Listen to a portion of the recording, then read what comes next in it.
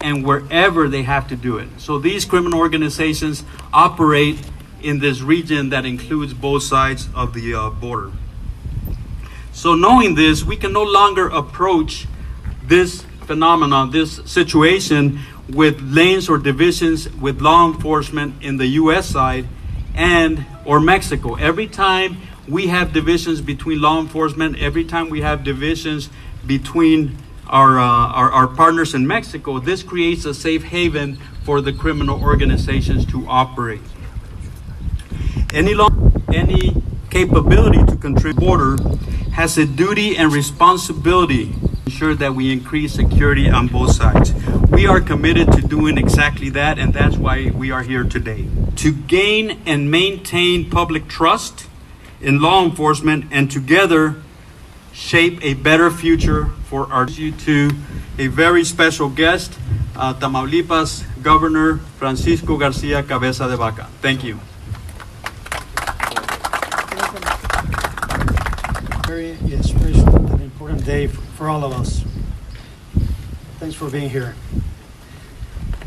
Thank you, Commander Padilla, and thank you for your leadership and your friendship, and most of all, for your trust and that of the Department of Homeland Security. Nearly 2 years ago, when I was senator far from this place and made a commitment to my community. Many live and work in both sides of the border. And that commitment was that when I was elected, I would work to develop an union not only to create prosperity, create economic development for our shared border, but to collaborate with you as partners to address our shared security concerns. But I just isolated one side of the border. Problems exist in both sides. And only through coordination and communication, like the one we're embarking on today, will help solve these issues. Human trafficking and drug smuggling that runs through my state originates south of the Tamaulipas border, as far as South America in many cases. All cash and weapons flow from north on the border into my state. We're smart enough to know that these issues are not going to take care of themselves. We need allies and partners between the private sector, the federal government of the United States and Mexico, and most importantly, the citizens of both sides of the border to get involved. La Campaña de Seguridad y Prosperidad, or Campaign for Security and Prosperity, consists of a multi-agency task force that will work together with the intent of improving security and the quality of life along this corridor in a binational manner through four major pillars: respect, trust, security, and prosperity. I always said that when we work together, we can accomplish more. And today, we're making history by embarking on the first collaborative effort of this kind between the agencies of the state of Tamaulipas and our partners within government. We're very excited to join this initiative. By sharing information and by empowering the people that live and work in Texas and Tamaulipas, we'll ensure that the citizens have a voice and their voice is heard.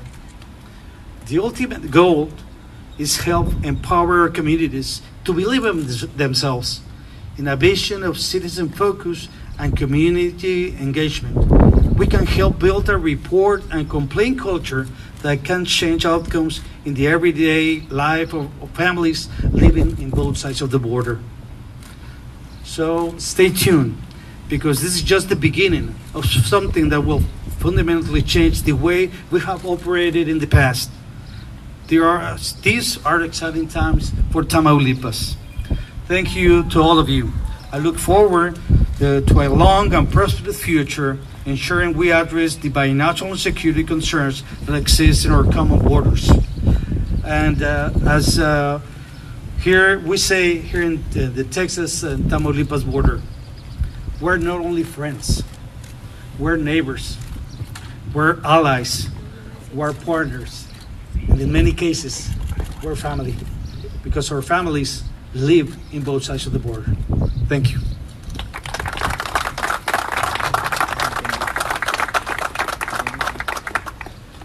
At this time, I want to introduce you a very dear friend and a partner in this endeavor, Nelson Valido.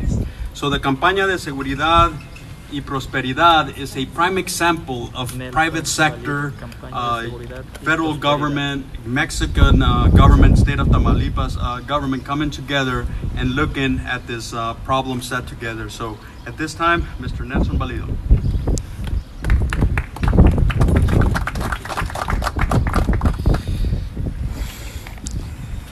Thank you, Commander.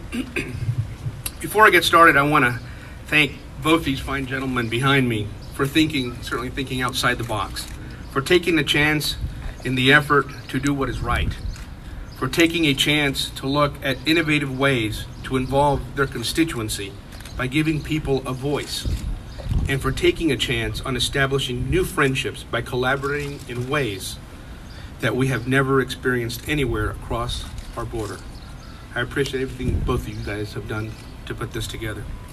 For years, the Border Commerce and Security Council's vision has been to be the nation's premier nonprofit organization for fostering relationships between private sector business leaders and the governments of Canada, Mexico, and the United States to enhance North America's economic health and border security. The idea being that to strengthen the economic competitiveness of North America through cross-border cooperation between businesses and governments, we must support public policy measures that encourage partnerships that will in turn develop trade, help secure our borders, and increase the quality of life for all. As we heard from these two fine leaders and evidenced by the multi-agencies that are here today, both in uniform and others just in plain clothes, the support from both sides of the border for this initiative is unprecedented, but necessary. The Council is at the forefront of building these relationships like the one we are witnessing today, working with the state of Tamaulipas and primarily the Border Patrol. Other agencies that make part of this campaign for security and prosperity include Customs and Border Protection, Homeland Security Investigations, Air and Marine Operations, U.S. Customs, the Drug Enforcement Agencies, and various others. The Commander and the Governor have summed up some great points, and I cannot stress enough the importance of giving people on both sides of this border a voice. There's no simply greater advantage for the fight against organized crime than through the power of the people. Just the simple fact that when the citizens report on a lead, these calls will be heard by a binational team here in the United States that will analyze and take action, but most of all, give those that are brave enough to call the certainty they need so they're not afraid. So when they see something, they can say something. Reporting through the international toll-free number or texting through WhatsApp to the numbers located on the sign behind me. And for Mexico, those numbers will be changed a little bit, and those will be distributed to all of you after today. The Council is honored to be a partner in the Campaign for Security and Prosperity, La Campaña de Seguridad y Prosperidad, and look forward to working with partners to make a difference for all of us. On behalf of the Border Commerce and Security Council and our private sector membership, thank you for bringing both these sides together of the border to accomplish something amazing. Muchas gracias. All right, folks, we're going to open it up to questions. Just let us know who the question is for and ask the question in Spanish. We'll get it both in English and Spanish. Okay, listo. Esta campaña de seguridad, ¿de qué forma ustedes dos, como agencia de la frontera fronteriza, como Customs and Border Protection, como gobernador de Tamaulipas, cómo se van a coordinar? El chief habló de un número telefónico que van a poner en operación. ¿Cómo va a funcionar esto en Tamaulipas? Sí, ese es uno de los principales de las principales metas de esta campaña, es darles la voz a las comunidades en ambos lados de la frontera. Hemos creado un número telefónico, un 1800, y para marcar este número del lado mexicano hay algunos pequeños cambios que serán proveídos para ustedes, para que nos hagan el favor de difundir esta información al público habla hispano. En español, por favor, ¿en qué va a consistir esta campaña de prosperidad y seguridad? Lo que va a consistir es en un intercambio de información, porque como estuvimos explicando, estas organizaciones delictivas operan en ambos lados de la frontera. El gobernador mencionó de que viene droga, viene el tráfico de humanos, vienen otras cosas de contrabando de México hacia los Estados Unidos. De aquí va el dinero, van las armas. Para ellos, este es una área de operación que ellos no ven la frontera como un punto de impedimento. Como estamos operando aún hoy, nosotros operamos en este lado, México opera en aquel lado, y siempre hemos intercambiado información, pero nunca hemos involucrado a la comunidad a este nivel que puedan llamar, ya sea del lado mexicano o del lado americano, para proveernos información. ¿En algún momento se pidió el cierre de las fronteras para el cruce de armas de Estados Unidos a México?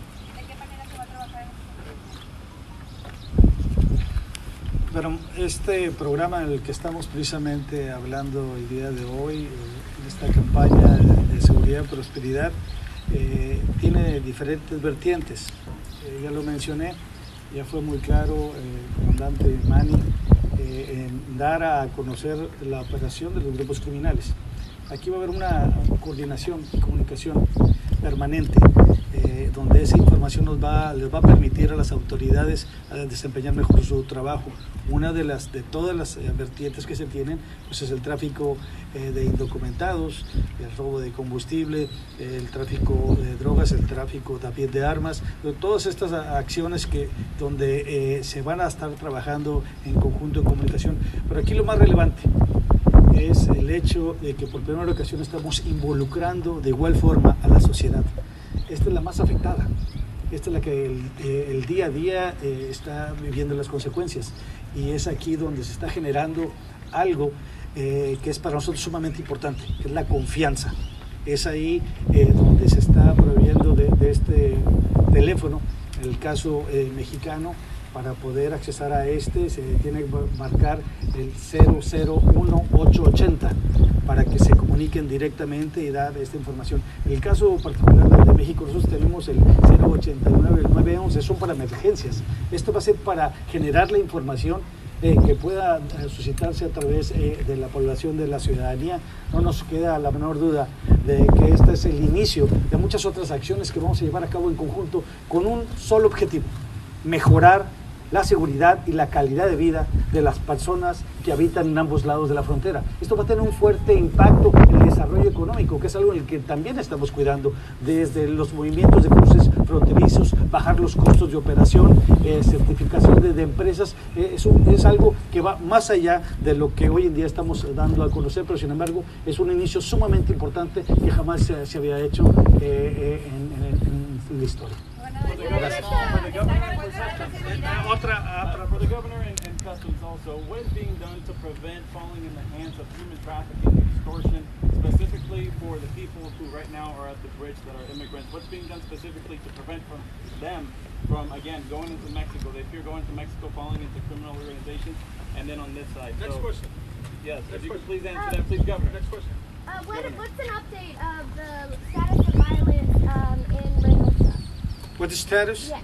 Well, so far, let me tell you one thing. Reynosa is the most prosperous city in the state of Tamaulipas. It's the city that grows the most. 50% of all the jobs, the new jobs that are created out of the close to 40,000 jobs that were created last year, close to half of them were created in Reynosa. So Reynosa is growing, even though there have been security problems. We have been taking care of them every day. Before this investigation, if you could tell a little bit about what the level of cooperation actually was, so we can get a better sense of how unconventional this truly is. Right now we have constant communication, with the government of Tamaulipas. That had never happened in the history of the state of Tamaulipas. That's the big difference, to communicate, have information, letting the people get in the trust of the agencies that are working together. ¿Hay desconfianza en los mecanismos de denuncia que se utilizan actualmente? Más allá de desconfianza, dar certeza a las personas que pueden estar hablando a este teléfono para dar información que le va a permitir a todas las agencias hacer mejor su desempeño. Mr. Padilla, una pregunta. En redes sociales, el Facebook también es una herramienta de información. Se ha publicado que muchos líderes de los cárteles viven aquí en Texas, específicamente en el Valle de Texas. Incluso se publican hasta dirección, casas. ¿Ustedes siguen esas líneas de información o las desechan? ¿Toman en cuenta eso? No, absolutamente. Toda la información se toma en consideración y se verifica para ver si hay algunas pruebas o alguna evidencia donde se pueda actuar. I'd like to go to your question first, though. The question was, what is the level of cooperation right now? I can tell you we do a great job during emergencies. When we have a very bad situation in Mexico or on the U.S. side, we come together very, very well.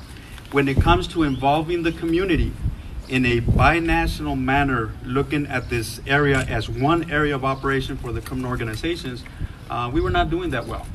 It always focuses on the urgent and the important at the time, but it's not a steady state exchange of information going after these organizations. And then what do you say to maybe undocumented individuals living on this side of the border who might fear that by participating they're putting their, their residency or their life in jeopardy? Yeah, well, we can't get into hypotheticals, but we do get a lot of information from the communities here already. Chief y gobernador, es algo importante. La mayor parte de las personas que ingresan a los Estados Unidos ilegalmente lo hacen por esta frontera, especialmente si son centroamericanos, porque es el punto geográficamente más cercano. Tamaulipas es importante en el sentido de que muchos de los trailers que traen inmigrantes, pasan por Tamaulipas. Mi pregunta, gobernador, ¿su estado va a colaborar revisando algunos trailers en carretera? ¿Cómo puede ayudar en ese sentido? Bueno, entrar a comentarles que este es un tema que le corresponde directamente al Instituto Nacional de Migración, siendo un delito federal, pero sin embargo nosotros hemos coadyuvado en gran medida porque sabemos que es uno de los instrumentos que está utilizando el crimen organizado precisamente para fortalecer sus estructuras y sus medios de ingresos. Sin embargo, en colaboración con las autoridades federales en México hemos llevado a cabo también apoyo y respaldo, y bueno, seguramente vamos a llevar a algunas otras acciones que van encaminadas en ese sentido. Gobernador, ¿hay garantías de seguridad para quien denuncie estas líneas de denuncia? Bueno, tan hay garantías que es un teléfono que se estará contestando aquí de este lado de la frontera y donde pues va a haber confidencialidad al respecto. Y eso va a permitir que las personas puedan hacer las llamadas correspondientes y dar las informaciones que ellos puedan tener a la mano. Gobernador, esta campaña de confianza, que entiendo que está a veces desgastada la confianza de los ciudadanos para con las autoridades en hacer un reporte, pero ahorita estoy viendo que es un número de WhatsApp que empieza con 956, lo cual seguramente dará un poco más certeza en la persona que sabe que le va a llegar directamente el mensaje a lo que es las autoridades norteamericanas por ese desgaste. Mi pregunta, gobernador, ¿se tiene pensado un plan de coordinación con los municipios, todos que integran el estado de Tamaulipas, tomando en cuenta que unos son de diferente partido? No, yo considero que eso es irrelevante. Aquí es un trabajo en conjunto que se está haciendo con las autoridades ya mencionadas y con el gobierno del estado, que nos va a permitir generar esa confianza. Todos están invitados a que colaboren. Este es un trabajo en conjunto. Hay que recordar que uno de los principales objetivos es involucrar a la ciudadanía para que éste haga las denuncias correspondientes. Entonces, si la ciudadanía está involucrada, pues por supuesto que cualquier institución, y en este caso los gobiernos municipales, pudieran también coadyuvar en ese sentido. Esto es un tema de voluntad política. La voluntad política la estamos demostrando el día de hoy. Gracias. Esta campaña de este lado de Estados Unidos involucra a agencias federales. ¿Qué llevó a la decisión de colaborar con un gobierno estatal para poder esperar que se pusiera un mecanismo de colaboración también con las ciudades locales? Ese tipo de acciones que se van a hacer. Bueno, hay que recordar que este es un hecho sin precedentes. Se está trabajando de la mano por parte del gobierno del estado.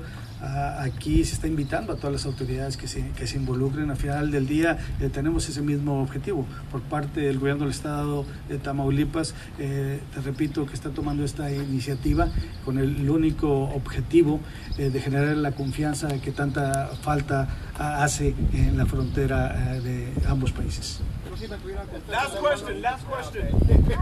This is a program that runs on tips, so people people have always been able to submit tips and leads to these organizations. Why should they feel more compelled to do so now? Igual para- Because they're going to give the information to the authorities. They've And always that, been giving it no, to no, the no, no. This has never been done before. This is the first time that something like this has been done, giving them information in both sides of the border simultaneously. Lo voy a decir ahora en español. Esta es la primera ocasión que sucede una situación de esta naturaleza, donde hay una comunicación y coordinación, donde involucramos a la sociedad, donde hay un teléfono donde puedan poderse comunicar. Estamos plenamente convencidos que, les repito, es el primer paso de muchas otras acciones que vamos a llevar a cabo. Al final del día tenemos ese objetivo: mejorar las condiciones de seguridad y prosperidad para todas las familias que habitan en ambos lados de la frontera. Muchas gracias. ¿Puede repetir el número de teléfono, por favor, para llamar? Sí, el número de teléfono está en el bulletin acá, que está atrás de nosotros. Sí, es el mismo teléfono, nada más que de México hacia acá es 001 Pero para WhatsApp 880. es lo mismo, para WhatsApp Es correcto, lo mismo. es correcto. Thank you all so much. Gracias.